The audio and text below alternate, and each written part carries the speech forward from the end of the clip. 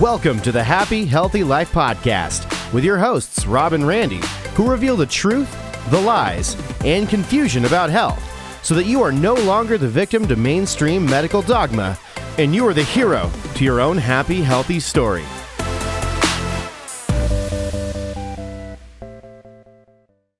Welcome to the Happy Healthy Podcast, the Happy Healthy Life Podcast with your host, Robin.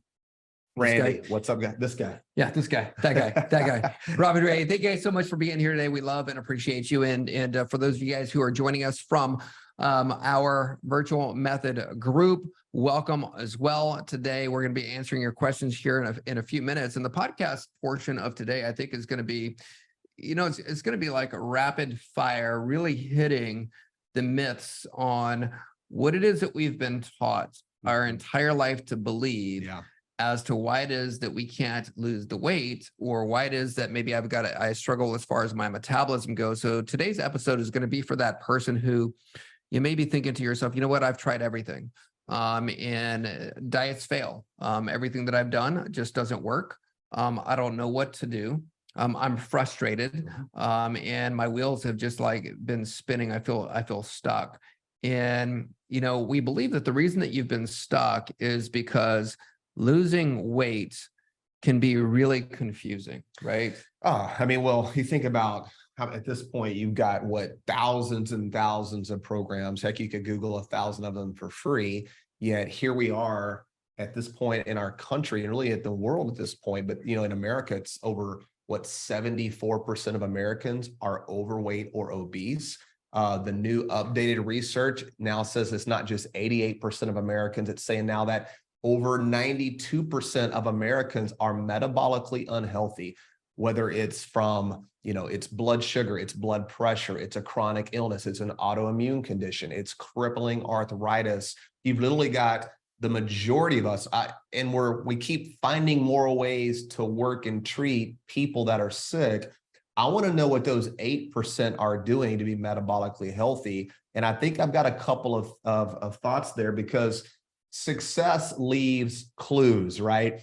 If somebody goes to a doctor and gets all their health advice from our current system, we know what that looks like. And I don't have any desire to be a part of that system, because clearly that system is what everybody's relying on, which has us more sick than ever before. And there's really 4 myths that they perpetuate to us that really have us in this predicament. They're obviously giving us false information on the food that we're eating, the type of exercise. They're blaming our genetics and family history. They're telling us we're getting older, but it's way bigger than that. And so today, maybe we can bring some clarity there, maybe confirm what some of you already know. And those of you listening in our podcast, maybe help connect you to a new way of thinking, because usually if you're listening to people like us, you're definitely a part of the 8%, or you want to get to that place. Yeah. And I think the number one thing that we do with our clients is, first thing that we always say is you've got to test and stop guessing and know why your metabolism isn't working. And I think that's the first step right there. That's one of the things that we just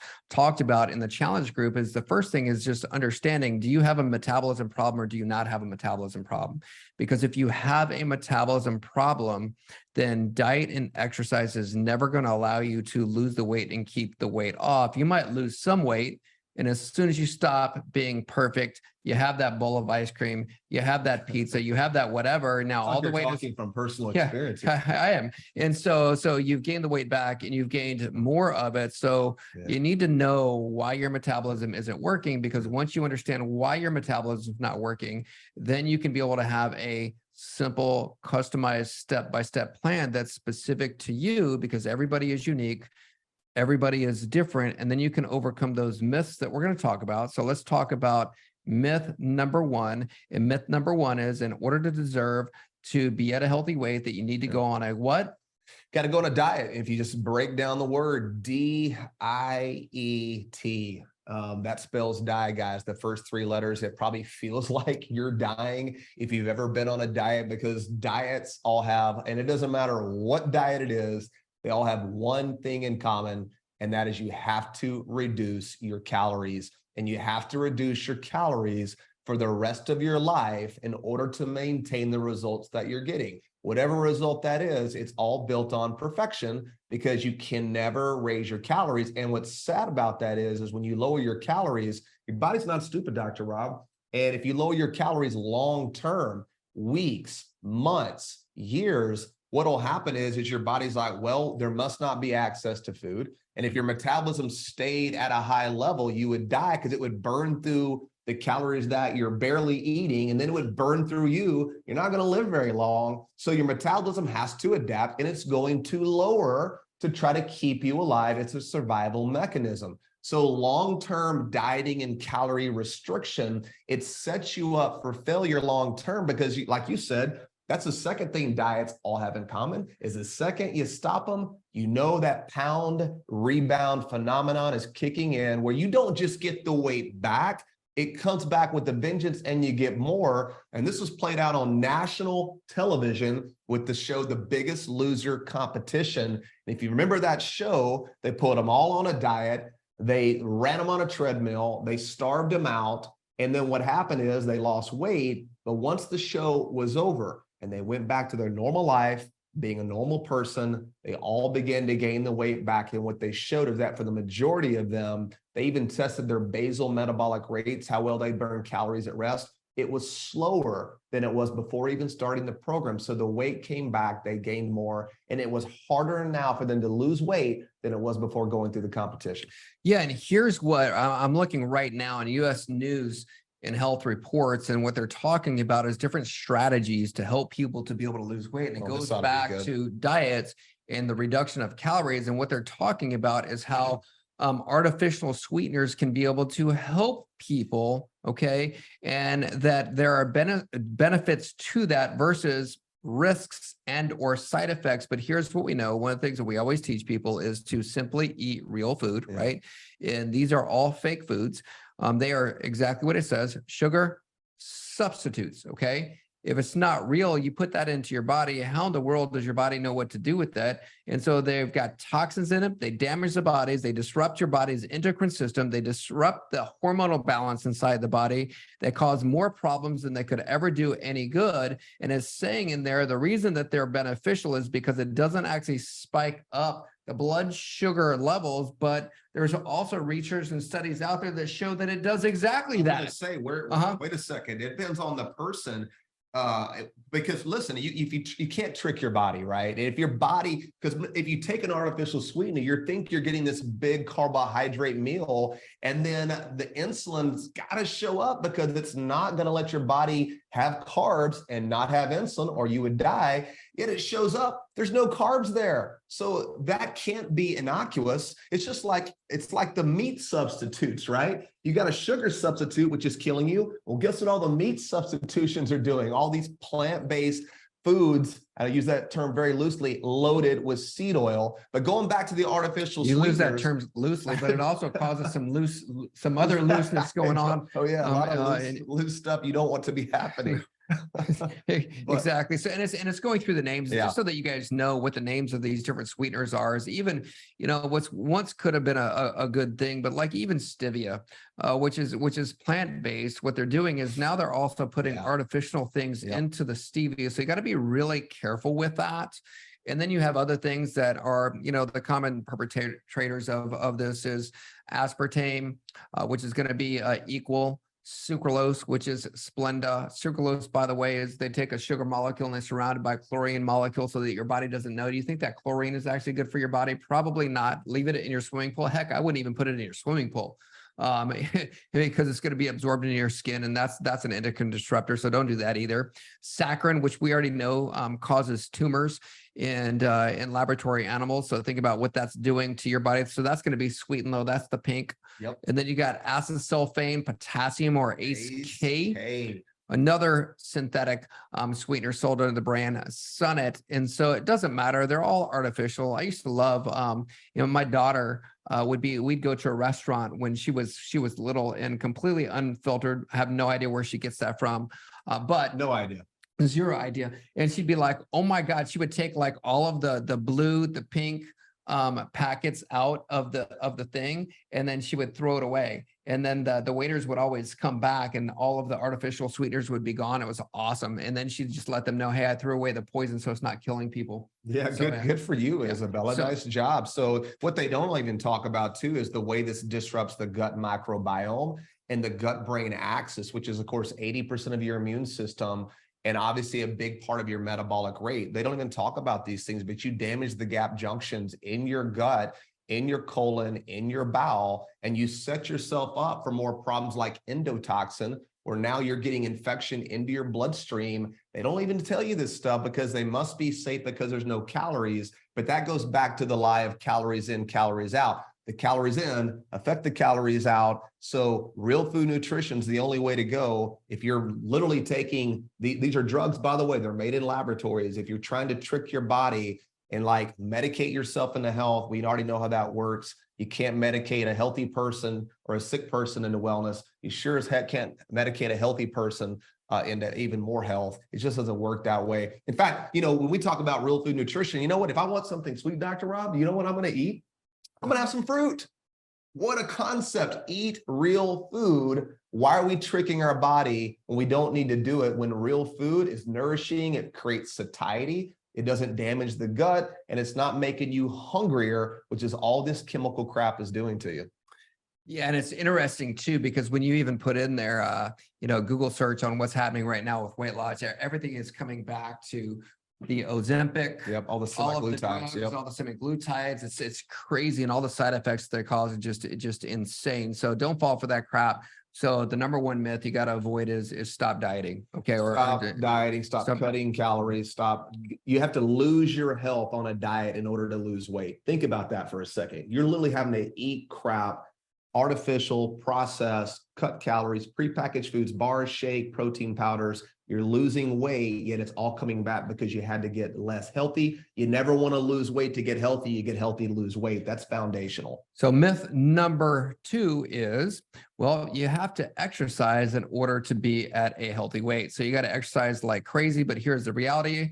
Is to lose just 1 pound of body fat, you have to burn 3,500 calories. So exercise to be healthy. But when it comes to losing weight, it's almost impossible. If you're counting steps, that's 70,000 steps per week or 10,000 steps a day, which is a 34-mile walk or run. And you know what we always say about that is ain't nobody got time for that. Number one, it's going to be impossible to be able to lose that. The average person that we see needs to lose anywhere from 30 to 50 pounds. So you're looking at 30 to 50 weeks that you'd have to not eat, because if you ate, you'd be putting more calories in, more calories to burn. Okay. So it would take at least that long as you're starving yourself in order to be able to lose that. If you're using exercise as the way that you're going to lose weight, again, that right there is a myth. Yeah. A lot of people, the way you're using exercise is actually causing more stress and raising your cortisol, which is causing you to gain more fat and to gain more weight. So there's proper ways to even implement exercise. And listen, we're not, like you said, we're not saying don't exercise. Of course you should move your body. There's great ways to do that. Find things that you love to do.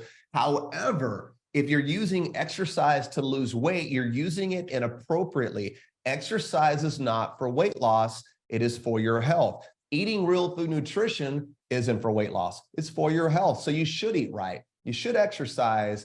But if you're using those things to manage a weight problem based off poor metabolic function, you're going to get stuck. You're going to be frustrated. You're going to hit a wall. And it really is the most frustrating thing ever to think I'm doing all the things they're telling me to do, yet I still can't get to where I want to be. So that's foundational. It's never about how perfect you eat. It's never about how much you exercise. If you already do those things, then listen. Don't beat yourself up. It's not your fault. Probably something else is going on. But even going back to this semaglutide thing, you guys remember every drug, there's never a problem that you have that is resolved by taking a drug, because the problem that you have is not being caused by a deficiency in those medications. But these semaglutides, although they may help you lose weight, they don't work for everybody, and they're not innocuous. They have real problems.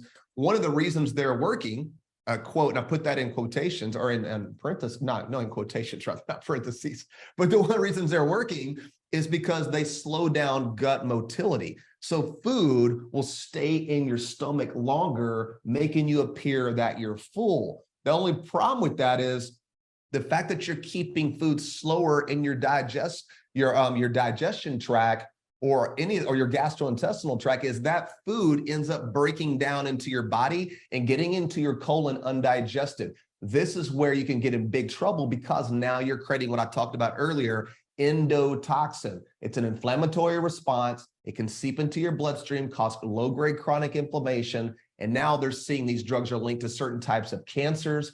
No shocking there. Another drug, another effect, another problem, and another medication to treat that. It's almost like they know what they're doing, Dr. Rob. 100% they do, right? They want you to stay in the system. They make more money that way. So number 3 is that maybe it's you can't lose weight because, well, it's a genetic problem or it runs in your family. I used to think that. The reality is that nobody was running in my family. It's the only joke I got, but it's a true story. It is a true story. Actually, I was running. It goes back. I ran a lot. It was the exercise thing. Yeah. But here's the thing is that when it comes to genetics, what the research shows is it's only a tendency, and it's only a tendency 1 to 2% of the time, which means that 98 to 99% of the time you can overcome that. You can overcome that with lifestyle changes, and that's why we teach people with our system. Our system is not a diet. Our system is a way of healing your body's metabolism, making lifestyle changes to make sure that your body is healing from the inside out. Okay, it's not a diet, which is tricking your body into working from outside in. We're teaching your body to work from the inside out. It's not a genetic issue here. And the reality is that we've got thousands of success stories, and it's not because we help those people to pick different parents. Well, exactly. Well, we'd have to be the luckiest company in the entire world that the only people that we've been able to work with and had the privilege of working with were genetically elite. It doesn't work that way. We're not doing any genetic testing. I even go back, for me, Dr. Rob, I go back to high school and I started looking around. We had about 150 kids in our class. And I remember thinking there was like 8 to 10 kids that were overweight, or what we just call what it is. We would call them fat, and they got made fun of. But there's about 8 to 10 out of 150. You fast forward now, and I hate to give away my age, 35 plus years. And now you're looking at, wait a second, how did obesity get to over 40% when it was less than 10% even 40 years ago? So I remember that one time we were working with a lady here in Dallas. She was a genetic researcher, and we asked her, how long would it take for our genes to mutate to the point of going from literally a pandemic of obesity, right, to a non-pandemic, or from a non-pandemic to a pandemic. And she said that it would take 40, 60, 80,000 years for genes to even mutate at that level, which isn't even scientifically possible. So it's not like our genes all mutated the last 40 years to the point where we can no longer control our weight. There's got to be something bigger than that. And we know the truth of that is whatever genetics that God gave you, whatever you have, you can optimize that. Genetics load the proverbial gun. Lifestyle and how you adapt to your environment chemically, physically, and emotionally, that's what pulls the trigger. So epigenetics is how you express your genetic code. Genes can't turn themselves on and off. They have to be turned on by the right environment. And just so you know, there's no obesity gene. Riddle me that. There isn't. Last myth is that, well, maybe I'm having a hard time being able to lose weight because of my age, right? Because I'm getting older. But think about this for a second. How many of you know somebody who is older than you and thinner than you? How many of you know somebody who is younger than you and heavier than you? If it was an age issue, then everybody that's older than you or over the age of 40 should be right overweight, and everybody under that age should be thin. And that's not the case either. I remember being 13 years old and way overweight. So it's not an age thing. Now, can it be harder as you get older? Yeah, absolutely. But just like it always goes back to, all right, well, how do you heal your metabolism? And if your metabolism has been broken from an early age, right, or something happened in your life that caused your metabolism to break or to slow down, with every year that goes by, it's going to be harder and harder to lose the weight and to keep it off, which means that as you do get older, it is essential that your metabolism is working at as high level as possible, because for many people, even as they get older, you have to understand that Your body's metabolism is working 24/7. Metabolism is involved in digestion. Metabolism is involved in any physical activity that you're doing. Metabolism is involved with everything. And if your body is starting to slow down, even as you're getting older, it's going to be way harder for you to burn the calories that you're putting into your body. So you want to make sure that your body is burning calories at a very efficient level as you get older, but it's not your age that's causing your metabolism to not work. And thank God, because there are no time machines, ladies and gentlemen, and our demographic isn't, 15-year-old kids. We're really helping people that are 40, 50, 60 and older. A lot of our clients are, who are able to turn this around. So the reality of this is the getting older thing, it is common, but it isn't normal. In fact, the largest metabolism study that's ever been done was released not too long ago. And what it was showing was that obviously when you're born, you've got the metabolism of your mother. You've really got a strong, robust metabolism because you're in this growth phase. And that goes up until about year 1. From year 1 up until about the time you're 18, your metabolism actually starts slowing down, but it's still really, really high. And then from about 18 to 20 to age 60, your metabolism does not change. And then even after 60, even in the worst scenarios, there may be up to a 10, 15, 17% drop, but that doesn't take into consideration all the proper metabolic factors that are involved, obviously processed sugar, grain, artificial sweeteners, and seed oil. So to blame our age on bad metabolic function, it just doesn't really cut it. And here's what really is irritating is the age thing and the genetic thing, those are permanent things. You're not picking different parents. You're not getting in a time machine, and doctors use this all the time. It's lazy, it's convenient, and it's like, let's be better than that, right? Because if there's nothing that I can do, now I'm a victim, this is permanent, and what you'll say to yourself is that why should I even try if this is permanent and there's nothing that I can do? It's a lie,